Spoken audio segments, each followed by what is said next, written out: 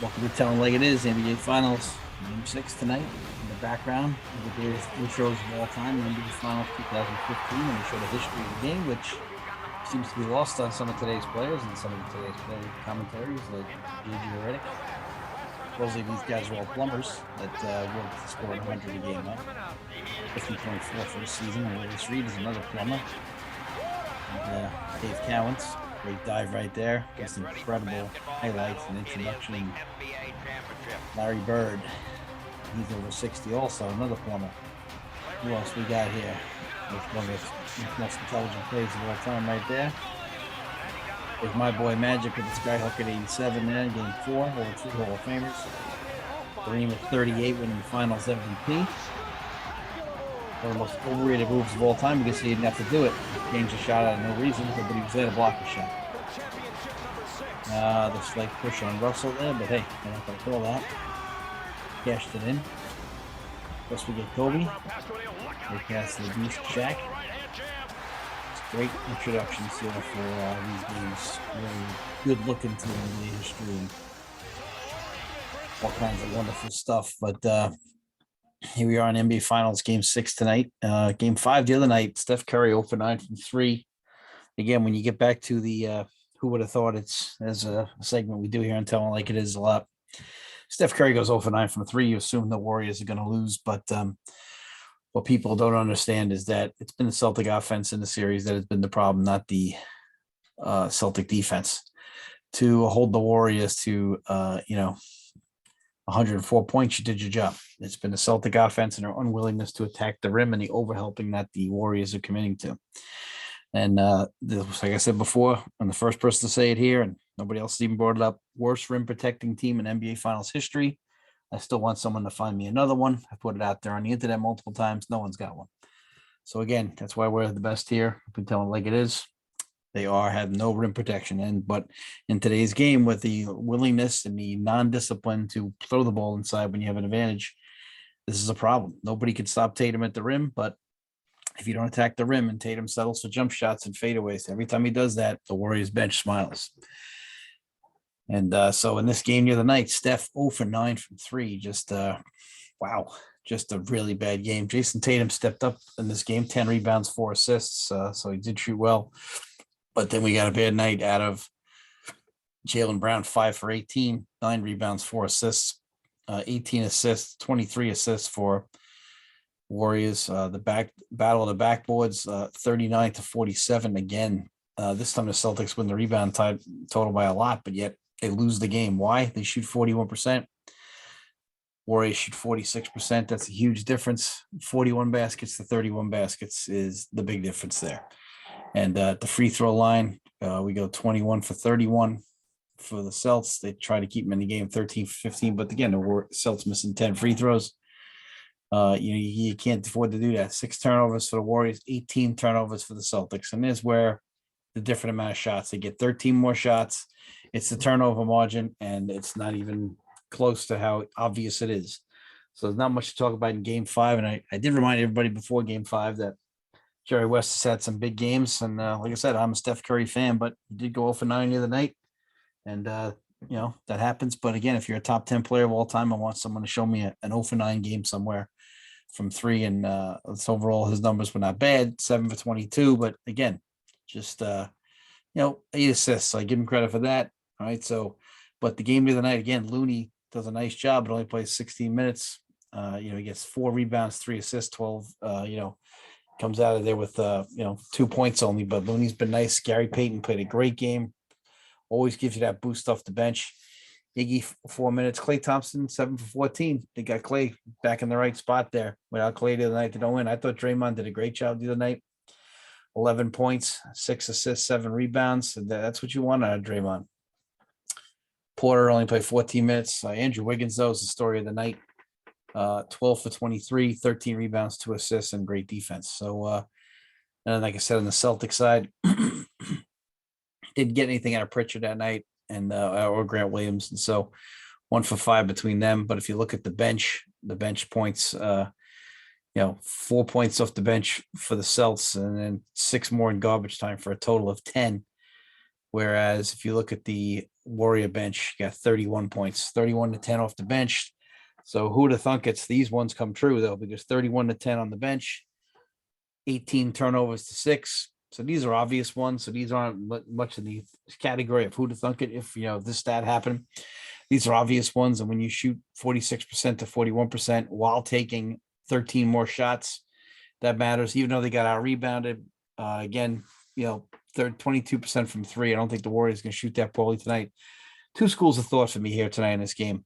One, the Warriors come out with nothing to lose and just play loose and kick the living crap out of the Celtics with no pressure, which is a possibility with this team. They are a veteran team. Or the feeling of maybe even though they are a veteran team of going, whatever, we'll give it our best early. And if we don't get what we want, we still got a game 7 in our building, which I would encourage them not to do, because the Warriors tried that with the Cavs in game 6 and gave that series up. But the thing is, you got to take every one of these games. You never know. An ankle could turn. Somebody could pop a hamstring. We've seen this before. We've talked about this. The NBA is more at playoff injuries than any other sport. So tonight's game will be very, very interesting, obviously. So we'll look at the series stats here for the series right now. Again, Steph Curry, 46%. Very nice job. 5.8 assists, 4.6 assists, 30 points per game. Great job. Wiggins, 18 points a game. Clay is coming back around. 18 points a game. Poole's had some nice moments here at bank shot. They never recovered from the other night. That's the shot that just totally kills you. And the refs in the beginning of the first 3 minutes of game, fourth quarter were just awful. That actually would be an officials training facility. You would show those first 3 minutes. The flop by Poole, the technical on Coach early. I mean, Draymond Green acts like a jackass trying to get a ball out of Tatum's hands. No technical on him. That first 3 minutes of the fourth quarter. Now the Celtics were immature and didn't react positively, but the Celtics do complain on every call. But so does the Warriors. But the Celtics' immaturity really showed there.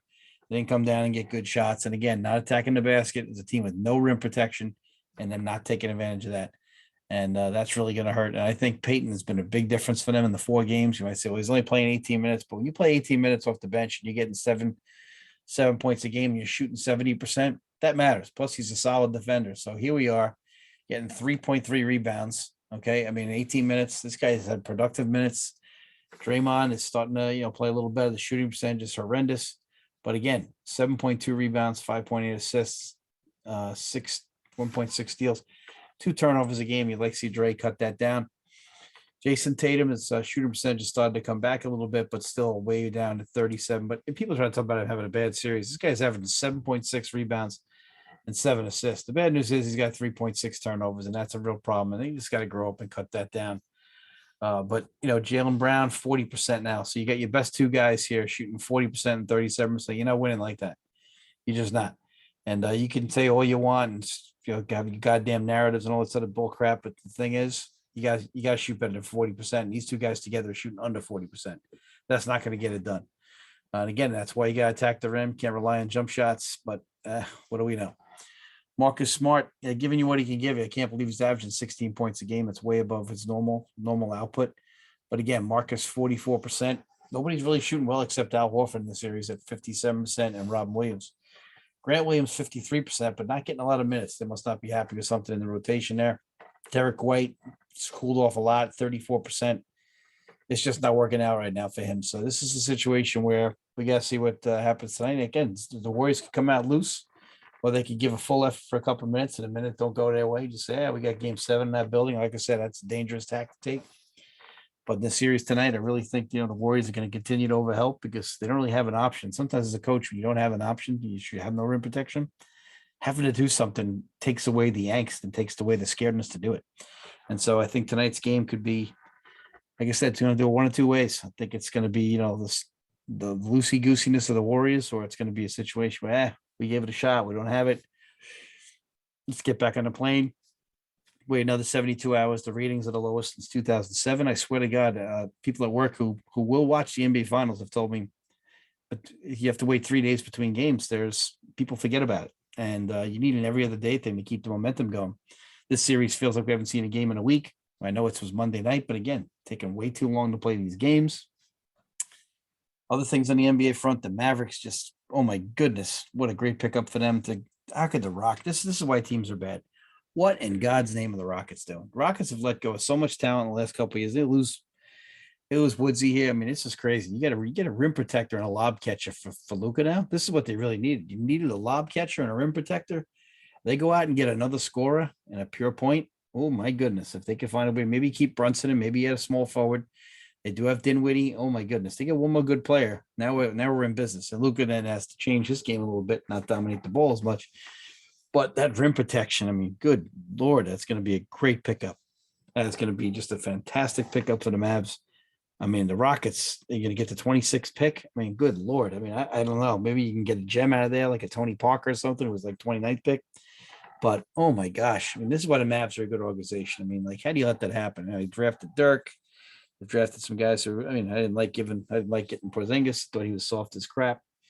But the thing is, this is, an impressive move for the Mavs and Rockets. And he was hurt last year for the Rockets. So this is not a smart move by the Rockets. I mean, this kid could play. What you can see when he could play, he's a really effective player. Let's check him out here. Let's check out the stats on Mr. Woods. Let's see. All right, let's check out all teams. Teams. Houston. Yeah. Let's see what they got here. Christian Wood. Here he is. Look at how talented this kid is. 17.9, 10 points a game. You giving this kid up at this age? He's 26 years old. Oh my goodness. What are you thinking?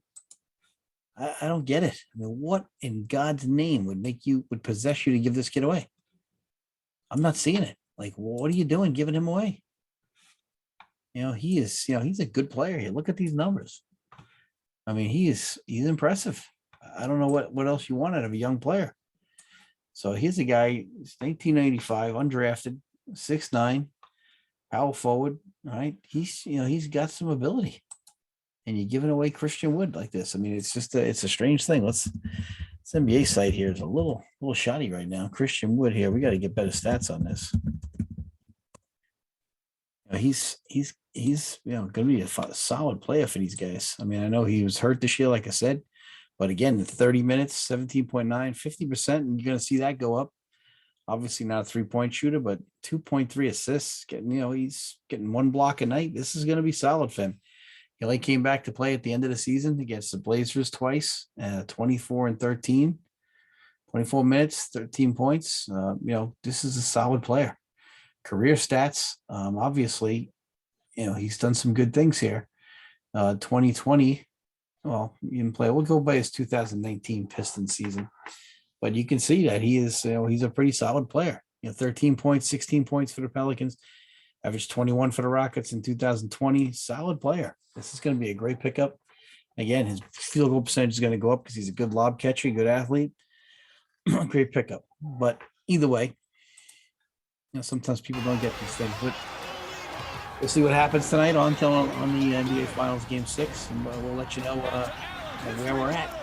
We're going to either have an NBA season that's over, and then we wait for Summer League, which is awesome, or we're going to be in a situation where we're going to have a Game 7 on Father's Day, which is always fun. And they'll probably start at midnight, which is also hurting the ratings, but no one ever gives a crap. So you think that you talk about money, you want better ratings, make more money, but I guess they want ratings, money on their terms, I guess.